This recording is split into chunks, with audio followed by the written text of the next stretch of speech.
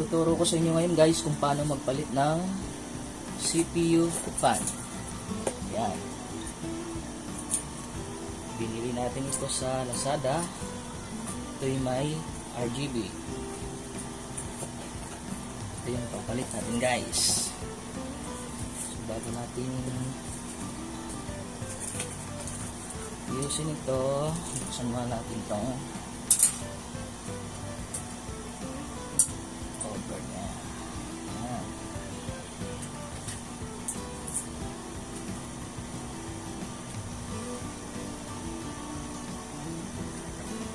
Paano ba natin ito? Ito. Tapos, upload natin yung memory. Sunod itong power niya. Iikot lang natin guys. Tingnan natin kung saan yung arrow. Yan. Then dahin lang natin.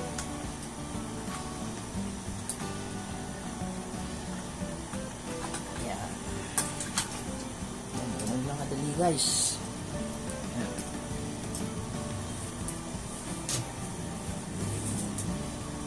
Pupunasan natin.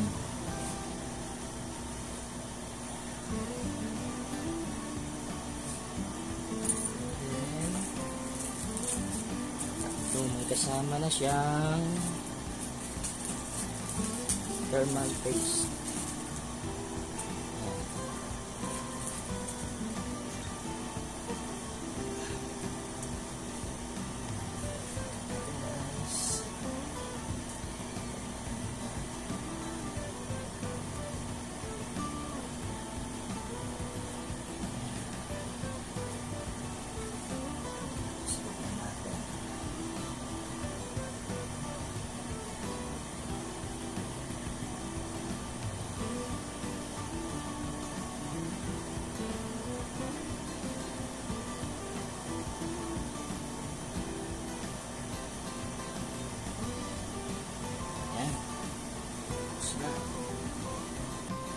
Ito na guys, kakabit na natin.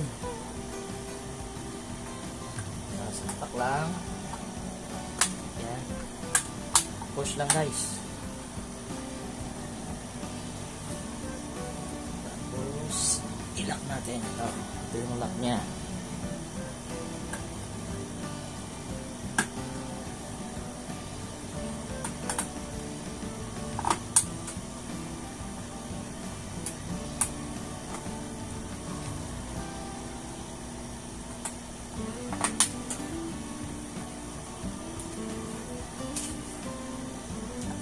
Check natin.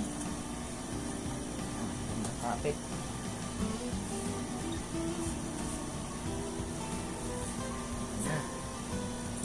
Ayan na guys.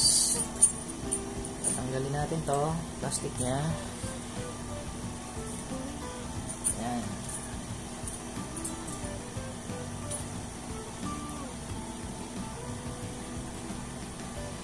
Power.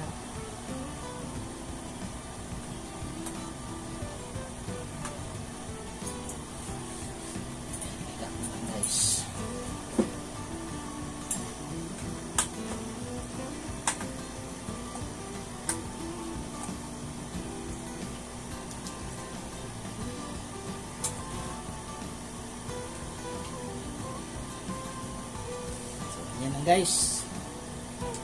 Bili lang. Natin yung power.